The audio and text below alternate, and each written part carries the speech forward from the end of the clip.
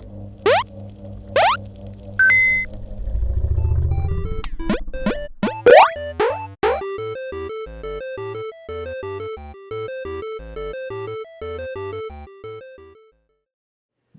thanks so much for being here, and thank you for the invitation, Lane. And this is really part two of a conversation that I started in the fall when I came to talk about student-centered course design. And really it comes out of my experience of teaching at UWM. I'm in my 22nd year now, and one of the courses that I've taught since the very beginning, since honestly while I was a graduate student, so earlier than 22 years, is a course on representations of the Holocaust. And so I've had the experience of teaching the same course to different students, and that's given me a sense of how our students' experiences have changed and how I might need to change my course in response to changing in student experience. I've been thinking about this in terms of what I'm calling a pedagogy of care. And this language came to me actually from a student who in the first semester of this year, I taught a course on Holocaust cinema in the Film Studies and Jewish Studies program. And it was a fully online class, and the student wrote in their evaluation, "I've never felt as cared for before in an online class." And that was not only a lovely comment, but really made me think about the question of what it means to be cared for as a student, and I think by extension cared about, right? That there was something in the way the course, that I showed up for the course, and that the course was designed. And this got me thinking about questions of care and how our syllabi and our course sites really reflect what we care about. And so, for example, do we care about deadlines? Is that an important value for us? And part of this whole process for me in participating in the active teaching lab has been about thinking about how to create courses that better reflect the things I want to care about. And for me, I want to care about students' experiences outside of the classroom. I want to care about how busy they are, their responsibilities, how overworked they are, how many hours they have to work in order to, before they come to my class, in order to stay in school, and to think about those questions in terms of my course design. So I mentioned last time that I give my students index cards so that I can learn more about them, and the grayed out things are things I talked about last time, and the bottom things are things I want to talk about this time, which is really thinking about the power that I have as an instructor, which is largely centered around grades, and how to use that power to help students succeed and to stack the odds in their favor, right? And it's been my sense that the Hunger Games, of course, was tongue-in-cheek, but also that I think for many of our students, they experience it as a kind of Hunger Games, right? Like, who's going to succeed? We know the percentages of how many students succeed. Will it be you? What are the chances it's going to be you, right? And I don't want my students to have that sense. I want them to have a different sense of me as an instructor and this university and our class. So, first of all, I moved a number of years ago to using points instead of percentages, and I'm sure some of you in this room do that as well. And points, I think, really give students a sense of control over their grades, because everyone starts at 0, and you have to do things in order to get points. And in my class, it's based on 1,000 points, and you need 950 points in order to get an A. And so it's very transparent for students. But it also allows me to create a system by which I see points as ways of expressing to students what I value.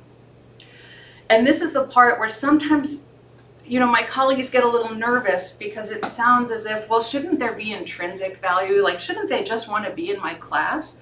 And this is where I've come to the realization for myself that students are acting rationally in having to make decisions about how to spend their time. It's not because they're slackers. It's because they have these incredible, work hours, and they have family responsibilities, and there's only so many hours in a day. So we all do it. We all make those decisions all the time of where is my time best spent.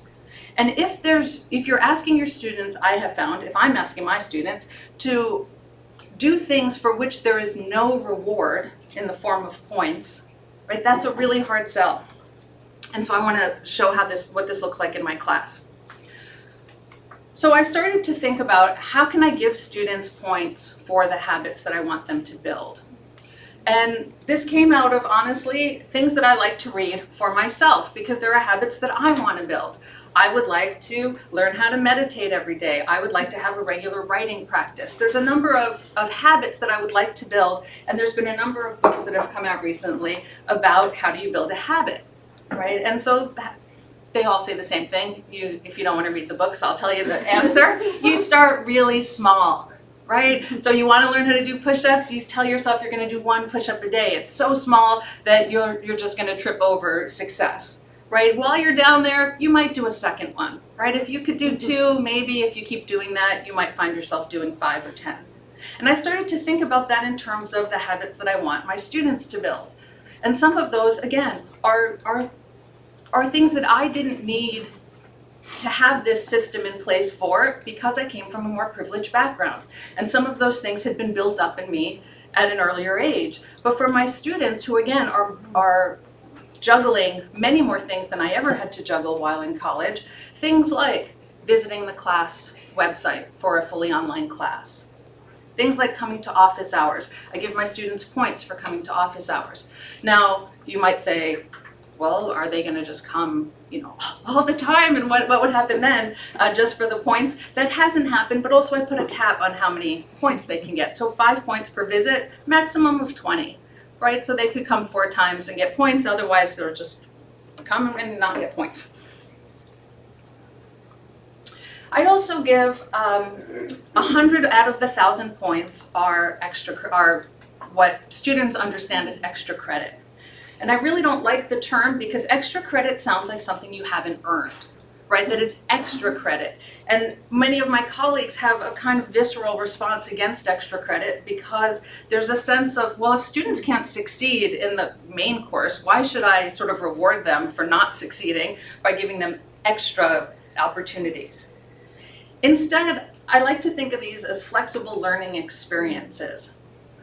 And so last time I spoke about building out our Canvas sites to differentiate instruction so that we can have, all of our topics are so much larger than what we can teach in a semester. So can we use those links in Canvas in order to create opportunities for students who want to learn more, who have the capacity to learn more, who want to go further, but also to say, this is so valuable, I'm going to give you points for it. It also allows students who maybe miss a week or 2 because their child is sick, because something happened, they had personal issues. Whatever their issues are, often, especially I found in online classes, if a student misses for a couple of weeks, they can feel, oh, it's not even worth it, right? It's already lost. And the idea of flexible learning experiences is, no, your learning is in your control. And so if you miss the points of a week, you can get those points back by doing these other things. I do also accept late work. Again, that's part of the things that I value, but they might get points taken off. So if they want those points back, here are some opportunities. So there's a few different ways in which I do extra credit. One is, again, thinking about what are the habits that I want my students to have. This is a fully online class that I'm teaching this semester, and it's actually a course that I had said, it's Jewish and Christian Responses to the Holocaust, and it is a very intense class in interfaith dialogue. And about 10 years ago, I said, it's my one course I would never teach online. Well, here we are, and I decided to take this as a challenge and to think, and I met with Sarah McDonald on how can I make this a rich experience and believe in the online space that it's possible. And one of the things is that I want my students to ask more questions about things they don't understand. And so they have formal discussion post and they have a reflection, but I want them just to get on the site and ask questions because we're reading some really dense philosophy. So I could require it, but instead what I did is I made it extra credit, right? So if you now, are there students who might just need points and will ask questions just to get the points? Yeah, and that's okay, right? And so they're getting class value, class points for something a habit that I want them to build. The other thing I give extra credit for is things that happen outside of the classroom, things like going to lectures. Well, I'm deputy director of the Center for Jewish Studies, and we're often very I don't want to say frustrated, but disappointed that we can't get more students to come to our events. right? Because we think that this is a value that they would enjoy. But on the other hand, I completely understand it. They're so busy. Why would they go, right? Again, not because they are not intellectual or not interested, but they may literally have to leave work and take money out of their pockets in order to come to an event. So of course, that's not going to be worth it for most of them most of the time. But if I say, actually, you have 100 points, and I give more points for things that require you to leave your house, so go to that event, go to a museum, to a lecture, to things that teach the subject outside of the classroom, and write a paper about it, and then you get extra credit for that. Going back to this and putting the two things together, one thing that I'm planning on doing that I haven't tried yet, but that an idea that I've had, is to create pop-up extra credit on Canvas in order to get students to visit the course site more regularly. So one habit that we know that helps students succeed in the online classes is to go to the course site more regularly. And we tell them, I always tell them to, and you build it into your schedule and so on. But many of them don't, and they'll wait an entire week and then they'll log on and do all of the work at once. So I thought, why don't I create pop-up extra credit that's open for, say, 3 days? And they don't know when it's going to happen. And I just say, hey, at various times I'm going to give you extra credit. It's going to be open for 3 days. If you assign it, it'll be, if you do it, it'll be whatever, 30 points. Now, I haven't done this yet, and this is the active learning lab, which means that some of our experiments will go badly. And my concern is that it might make students anxious, right? Sometimes some of these things can have an unexpected negative effect, but I want to try it and then get some feedback from them. Is this something that helped you? I asked a few of my students, and they said that would definitely make us go to the course site more. So, okay, I'll try it. And then here's the biggest lift, which is how I started to rethink reading in my class. Like many of us, I've had some frustrations over the years, and one of those frustrations has been that I have this class that's based on representations of the Holocaust, which means that students have to experience those representations, and I would assign reading, and then students would come in and they wouldn't have read it, and I tried a variety of things and it just didn't work, and I got depressed about it, and it started to sort of lag my teacherly energy. And then I thought, can I think about this differently? Can I see this as an opportunity? And I really started to think about what my course goals were, and could I meet those course goals without assigning reading? Or assigning reading differently would be a fuller way of saying it. Because what I realized was, again, because students are acting rationally when they don't do reading, where they don't get a class point for it.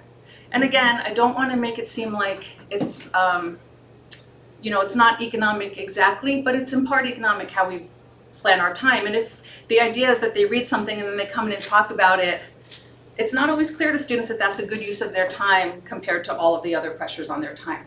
So I started to think, how can I reshape reading in a way that will not require them to read in order to come to class, but will attach reading to a grade point? And so I changed, and Canvas was perfect for this because I changed my my assignments, and instead my course now focuses on what I call the close reading assignment. And it takes a primary document and a smaller piece of reading, and I ask myself the question, is it important for my students to read these 15 or 20 pages in order to meet my goals as a teacher? Or can we take that much smaller and have them read something shorter that we could do in class or that I could build into an assignment? And so we do both. We do close reading assignments in class as shared reading, close textual analysis. It's a Holocaust class, so these are all primary documents, which has actually helped my class immeasurably. But also, it lets me get them to read by linking it to an assignment. So for example, for their very first close reading, they were reading about the Warsaw Ghetto Uprising and reading a diary from somebody who was in the Warsaw Ghetto. And so now I say, okay, here's the assignment, and before you do the assignment, you have to read this, and you have to watch this video, and then here's the primary document. So by the time they get through all of this, they've done a lot of reading, but I didn't have to explain the value of it to them. Whereas if I said, read this on the Warsaw Ghetto, and then come to class and we're going to talk about it, again, I'm not saying that that's that's wrong, but I was finding that it wasn't working for me, and that I needed to switch things. And Canvas does make this quite simple. And so here's just some language that I use of, what do you learn from reading this, and trying to engage students in the reading of it. And so thank you. I, as always, have kept to my 15 minutes, and thank you so much for listening.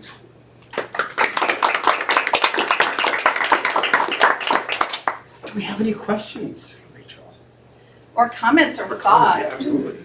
I have a question about the extra credit. Have you ever thought about contract grading where they have multiple options? That might be a really interesting way to I have not done it, I've heard a lot about it, to play with what are you most interested in learning about? Here's a choice, choose your own adventure and maybe you don't call it extra credit, maybe it's built into the class and it's part of the habit, like choose one thing that you're gonna.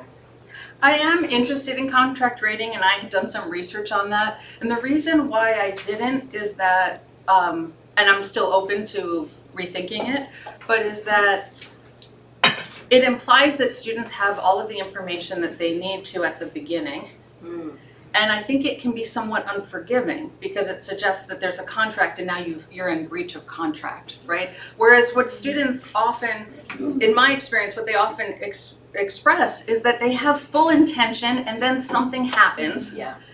And then they don't know how to get back into it, right? That they signed the contract and they thought they could do all of this, and then their parent got sick, or then they lost their job, or then, right? And then now it's possible that contract grading is more flexible than I'm making it seem, but. So the way that I've seen it, and maybe I don't understand it correctly then, is it was like a choose your own adventure. So you could earn 10 points for this thing, or 15 points for this thing, or depending on the complexity of the task, and you have to choose something from this category and something from this category and something from this category. So you could kind of mix and match throughout the course. But maybe that's different than what you've read about. I think that could work really well if, as you're describing it, is if it were like per unit. When I had done some research on it, it implied that students had to decide at the beginning of the semester. And that was the part that made, that it didn't feel flexible. Yeah. I don't know. But I think you could do, I really like that idea of, again, you can see how that would be a lot of front-loaded work for the instructor, but that once it was front-loaded, you'd be set. To think about, okay, here's this month-long unit, and here are different ways that you could achieve the same 300 points for this unit. I like that idea, to give them some flexibility. I have a follow-up on extra credit, because that's the thing that, in my experience so far, at least in online courses, but I guess that face-to-face also applies, is that extra credit, what I found is like, in most cases, those who are actually performing the best actually go and do extra credit, and then they get like, it's like, you cannot give like A class, right? Plus or whatever. And then the ones lagging behind, they are, and these were like, a few cases, so I don't want to generalize, but they were a bit like overwhelmed, because what they told me is like, well, I already have to do really well in the other assignments that are the core assignments, and then you ask me to do extra work, right? So how do you deal with these situations? I have also found, I think many of us have found that, I end up with students who have well over 1,000 points in the course, because the good student, the successful students build on that success and go further.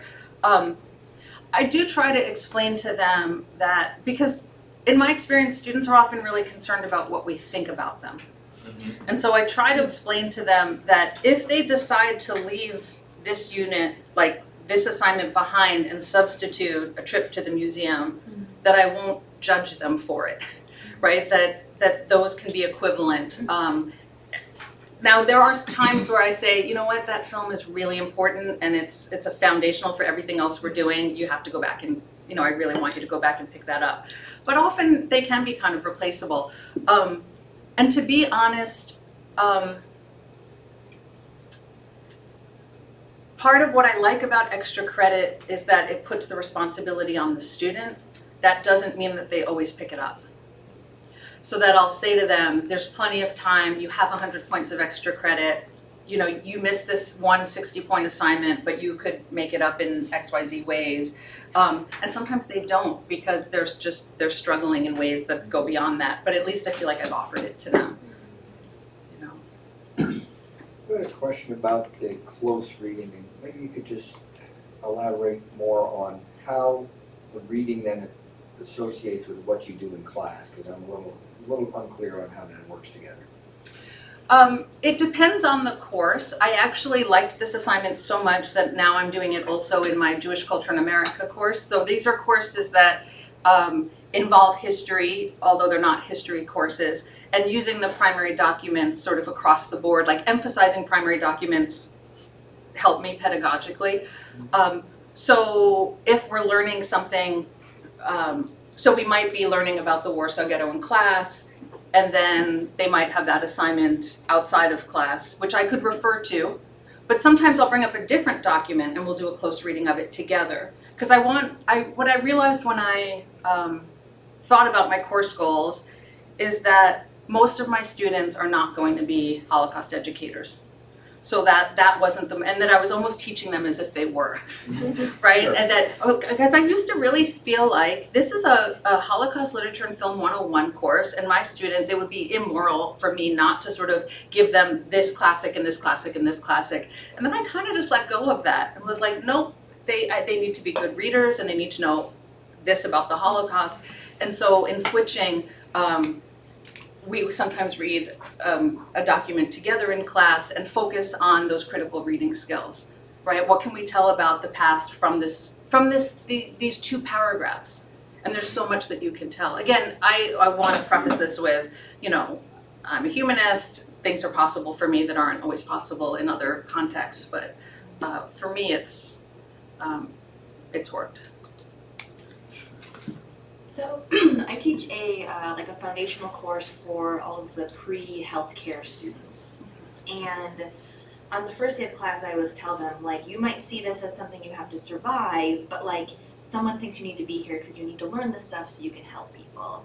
And so the comments about student motivation, I want my students to be more intrinsically motivated, but I totally see the economic side of it, of like, I work for points because that's how my life is because of who I am as a student here. So I'm on board with it, but my question is, as your students are kind of working for those points, do you have a sense that like their motivation about the subject area can grow kind of along the way, or is it just like, I got my points and now I'm done? Because that's my concern. Like, my students need to learn it in order to succeed in the next class and then to get to their final career goal. And so I'm like, if you don't find this fascinating right now, are you in the right place? Mm-hmm. Well, and I'll be honest, some students, and they tend to sit in the back and have their laptops open, right? Some students are not intrinsically motivated and they're there because I teach a GER course, and I also teach subjects that are deeply compelling. And so I trust in my subject matter, and then I trust my students in this way, and then I would say, you know, and again, I'm an optimist, so I have no research on this, but my feeling is that like a good 75% of my class ends up intrinsically motivated, like through the building of habits, because the habits are saying, Right. I'm going to reward you for confronting this topic, Yeah. and then I'm going to trust that the topic actually will pull on you. And again, part for me is my students stop coming to class. Like, one of the issues for me as a teacher is that I teach the Holocaust, and it's February now, and students have mental health issues, and it's a heavy class, and so I believe in the subject matter, but I also think I need to ease the way for them to be able to confront the subject matter, because their natural inclination sometimes is to avoid it, understandably. Do the points get bigger and bigger as you go, as they develop those habits, or is it pretty consistent throughout? You know, I keep them consistent, and I'm not sure that's the right choice. I've gone to workshops about scaffolding and I've tried it, like some of the larger writing assignments, let me amend that. I have a minor scaffolding, like if I have a larger assignment, the first one might be worth 40 points and then 60 points and then 75 points. But when I did it that way, I didn't feel like it necessarily did what I wanted it to do better than making them all worth 60 or whatever. But I could see that it could work, again, depending on the level of your student and the assignments, and I think that would be a good practice. I have a question about how you award points. Is it a completion base, or you actually say, oh, this is worth 40 points, but you did a crap job, so you get 20 points? Do I need to explain crap job? That's a very technical Kind of in between. I do have a lot of low stakes assignments, and so I tilt towards completion grades. This is again just purely personal, but I also think that if it's only completion and there's no attention to quality, that students don't have any reason to. So I use points as a way to say, like, if it is a crap job, then they might get significant points taken off. But often it's more of a tweak of, you know what, you needed to bring in more quotes. You were now in your close reading. You're summarizing too much, right? So I'll take off a few points to just indicate to them that they're not quite there. So yeah, somewhere in between. And as things get, and I do take off points for lateness, as things get, the more points, the later it is, and as we approach the end of the semester, that gets close to 0, right? So. Yes, last question. You mentioned accepting late work as part of that, caring and compassion. I do the same thing, but I do have kind of unit deadlines, and this is week 5. Like, I've had some conversations, like, you're missing a lot of assignments, technically I should give you the progress report that we're supposed to indicate students at risk. But I will accept assignments, but sometimes I feel a little uneasy about this because the classmates of this person got their assignments in and worked through and he's turning them all in last night, But you said that you do deduct for late work. I do, sometimes. I mean, honestly, and I'll tell my students, if it's the first time and it's not very late, I will look the other way, right? But again, because I want to build their habits. So how do I build their habit, but also not assume that the reason that they're not getting work in on time is because they're slackers or they don't care or whatever. Like, if we take all of that blame out, then what are we left with? We're left with wanting them to develop better habits. And I think personally that having hey, this unit is closing, this door is going to close, I think is actually a caring act, because it keeps students, we can't protect them from the consequences of their actions, right? So if a student saves everything for the end of the semester, they will fail the class. So I think that keeping them mostly together makes sense. I have to admit, again, in my own thinking about this, I don't worry that much about what the person next to them is experiencing, and I actually talk to my students openly about this. For example, when, again, what goes on at the active teaching lab stays, we're not recording. All right, I'm gonna tell you the truth about I'm gonna tell you the truth about my teaching. Finals, students are super stressed, right? And everyone assigns everything on the same date. And so I make an announcement to the class and I say, it is due on the 18th. If you're able to get it in on the 18th, that would be best. I hope most of you do.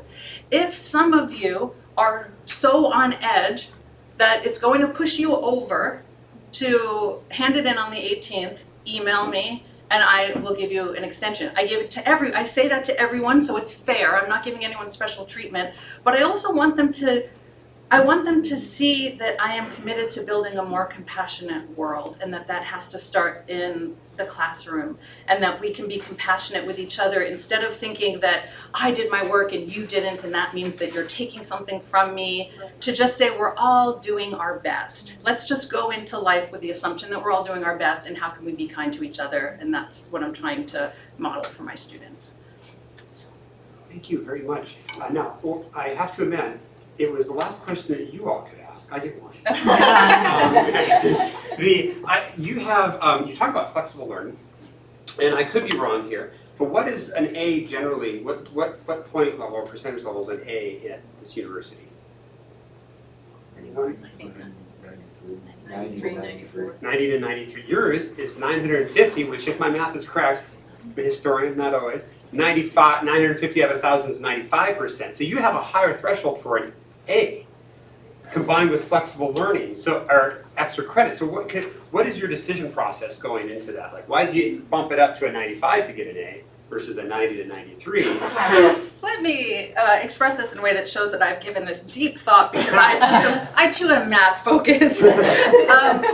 Honestly, again, I'm very transparent with my students. I am an easy grader. I am known for being an easy grader. I'm comfortable with that. And I give my students regular assignments, so they're writing constantly, and they're supposed to be easy, but they're supposed to do them. It's sort of, again, like going to the gym, and it's okay to just spend 15 minutes on the elliptical instead of nothing, right?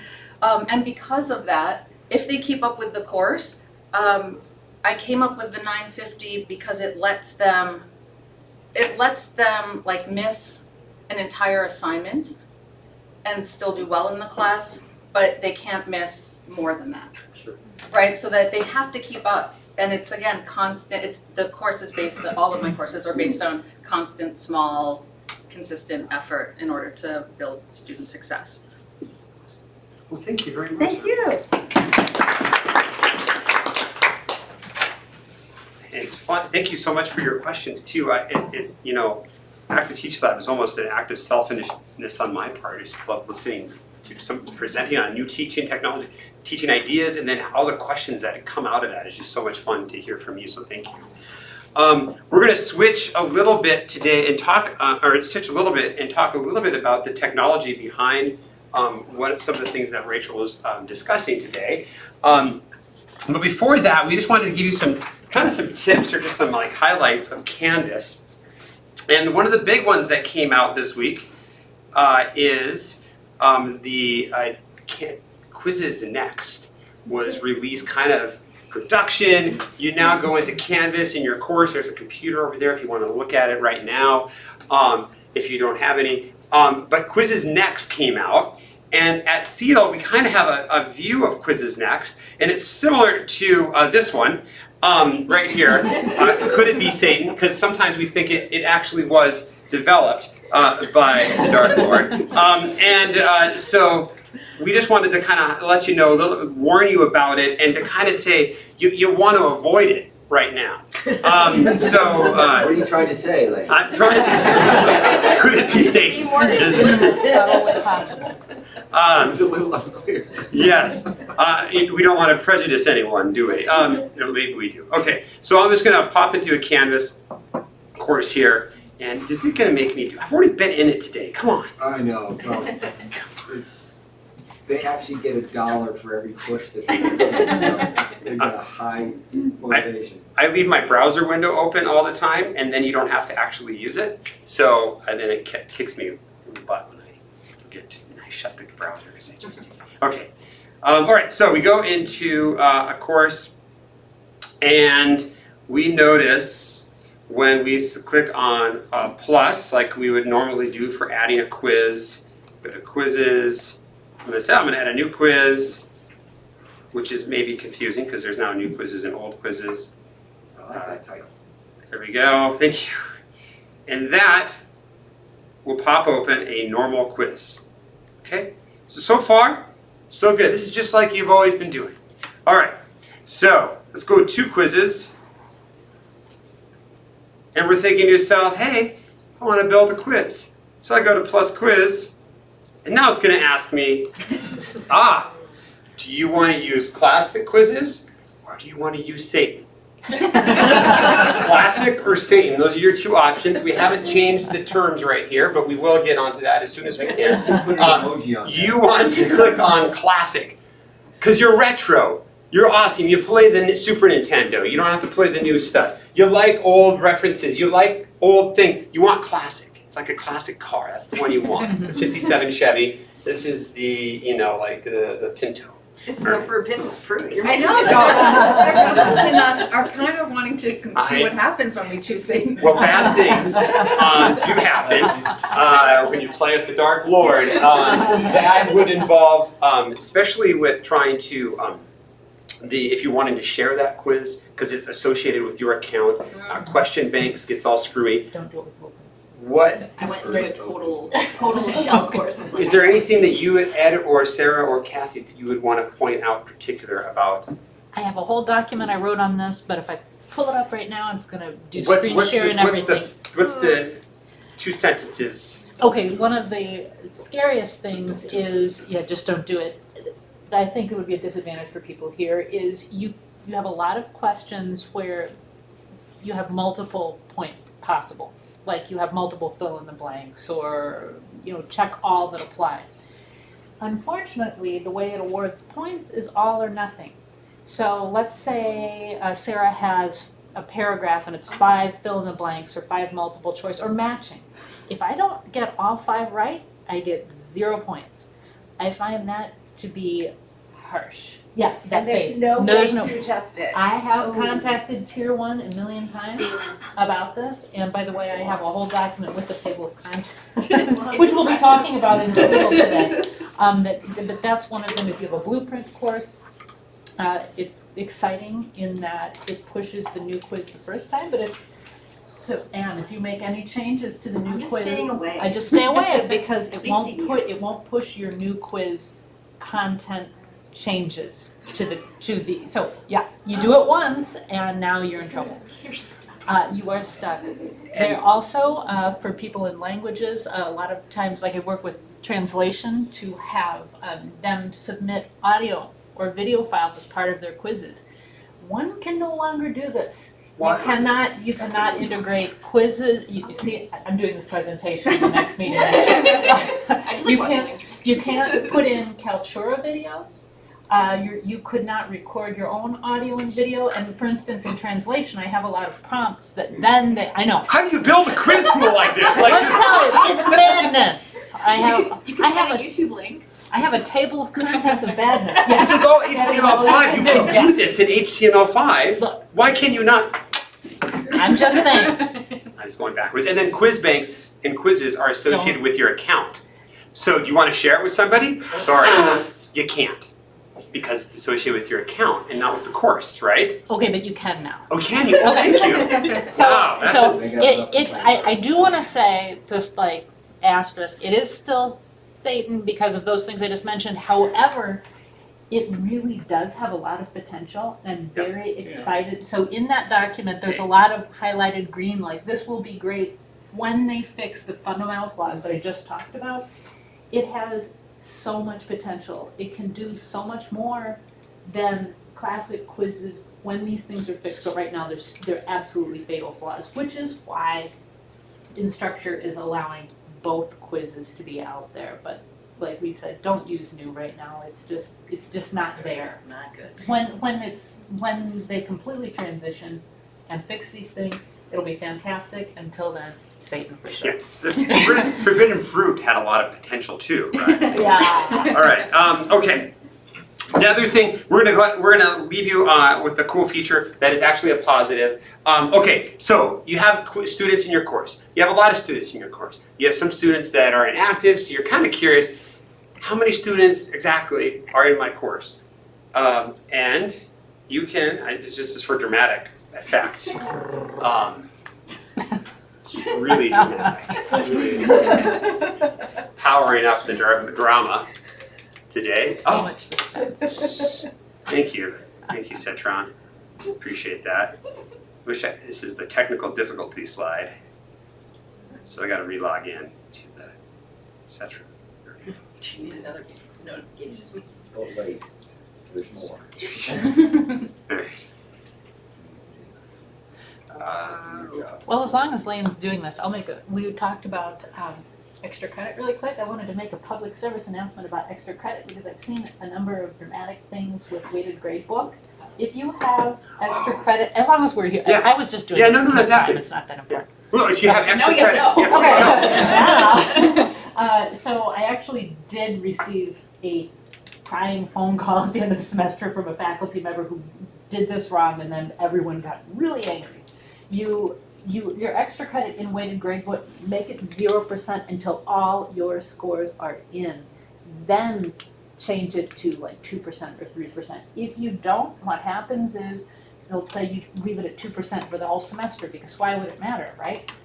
The problem with that is as students start to take the extra credit, if they're not, let's say I get partial points for the extra credit, it actually is looking at that as your initial 100%. So people are getting penalized during the semester for extra credit. You can imagine that it's often the good students. Now they're mad because my score just went down because I did some of the extra credit.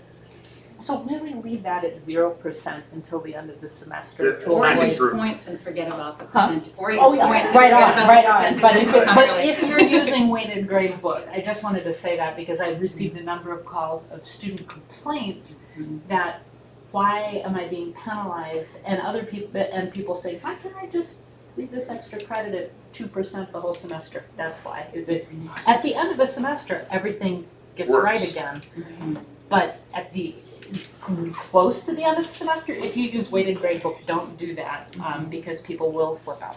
So, how many students are in our course? I don't know. Let's just check on the rolls, and there we go. You can see how many students, teachers, TAs, facilitators, and this will not include if the student says, like, if Sadie said inactive, if she withdrew from the course, it would tell you, oh, that wouldn't count that. So just to give you an idea, especially if you have a large enrollment course, you have some TAs, just to keep an idea of how many students you have in there. You go to people, and then you click on the roles, and you'll see how many are in there. So there's your other tip. 2 tips. Don't do Canvas quizzes next, and check out the people for how many people are in your students are in your course.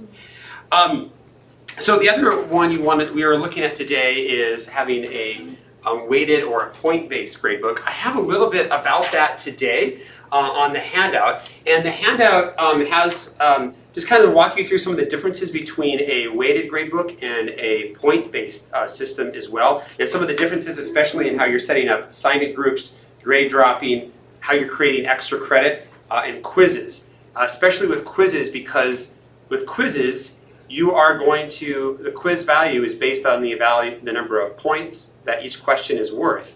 And if you're using a points-based system, the quiz questions will have a real big impact on the actual final grade. So you want to be careful about that, and I have instructions on that on the handout. As for a point-based system, I have another course that I had, and this is in Canton-Madison, and actually Madison turned off the syllabus tool, which is why you have that scary warning on the top. But if you're going to use a point-based system, have it clear to the students what it is, what each point is, right?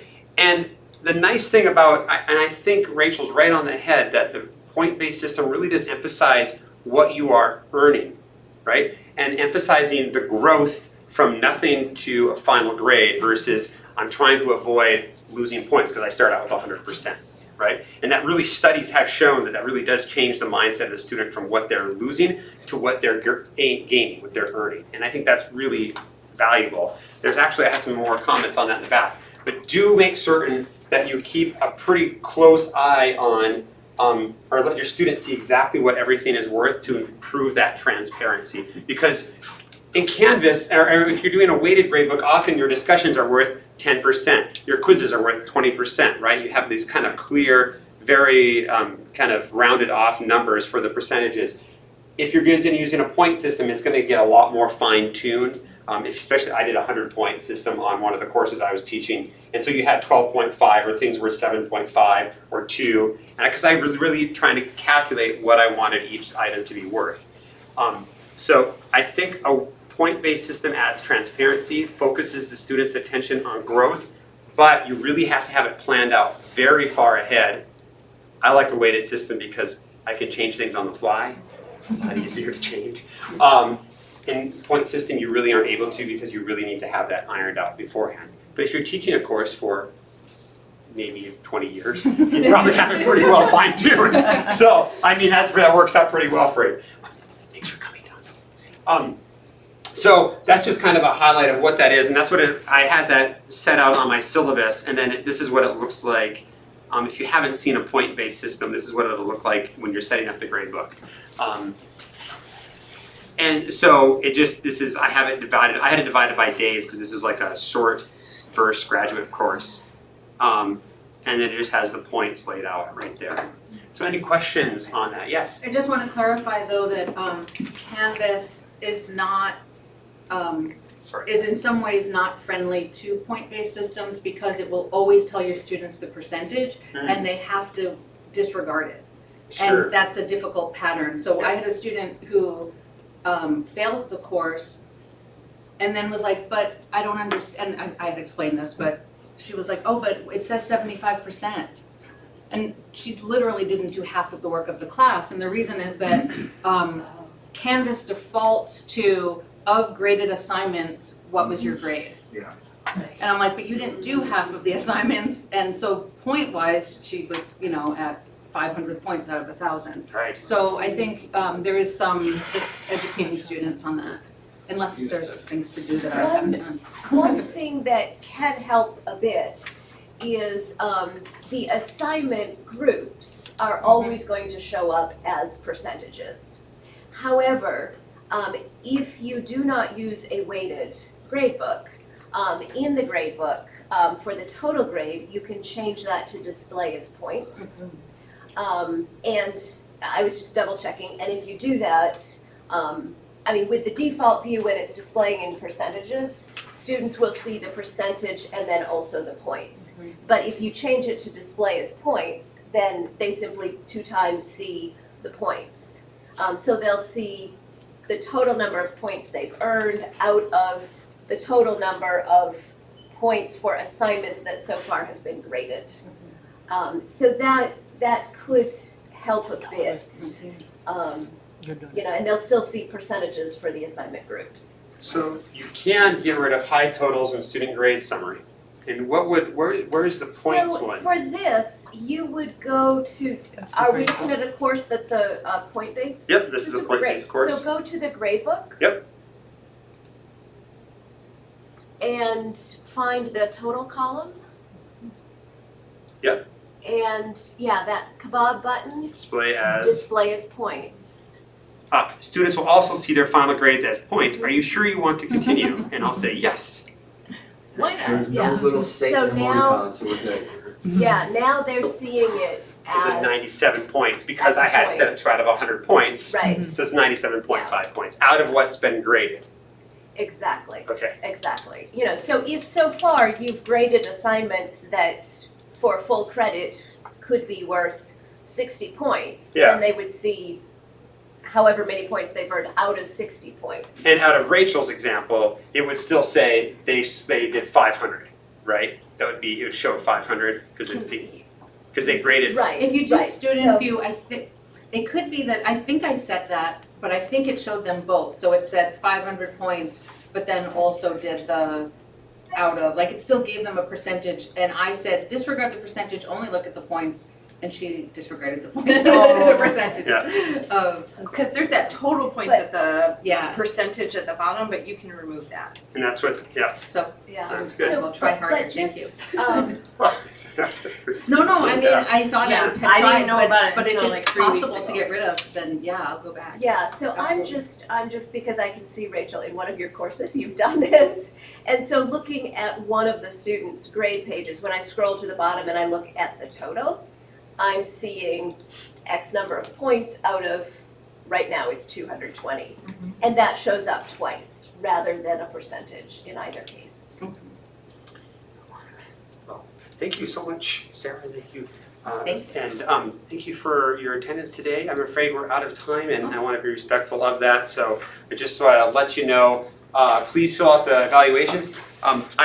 We didn't get a chance to talk about extra credit or also the close reading. And so but I did have a lot of that documented on the back of today's handout. Especially, I had a different idea for close reading that I love. So definitely check that one out on helping students learn how to read documents. But otherwise, please fill out the evaluation for today, and just kind of let us know what we can do to improve. Otherwise, thank you again for your discussions, for building this community, and again, there's always more bagels. That's what we do every week, Active Teaching Lab. Next week, please come again. And if possible, bring a buddy. It's always better with more buddies. That's what I think about most things. And we'll be talking next week about Turning Point and Canvas, and just looking at how to improve student engagement with student response systems in general, but really looking kind of more closely at Turning Point as a tool and how it integrates with Canvas, and also just looking at student response systems and strategies for that. So Renee Calkins will be talking about that next week, February 26th, so hope to see you there. Thank you again, and have a great week, everyone. Thank you. Thank you.